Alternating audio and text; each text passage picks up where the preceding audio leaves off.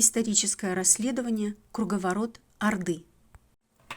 Орда изжила себя во всем и везде, вне зависимости от своей тройственной веры в богов. Те люди, что из Орды сбежали по тем или иным причинам, оставив родственников, матерей, они говорят: ну вы же привыкли так жить, то есть мы должны так жить, как они, это Орда, и их ордовские предки нам навязали ранее свои привычки и систему, а сами они отказались от своей Орды и этих привычек, и тихонечко залегли на дно и ждут своего выхода в Европе, в Америке, в цивилизованном мире.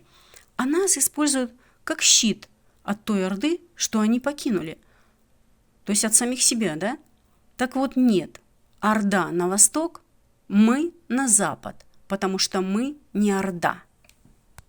Смотрите новое большое видео у меня на странице, и это видео называется «Мы не Орда».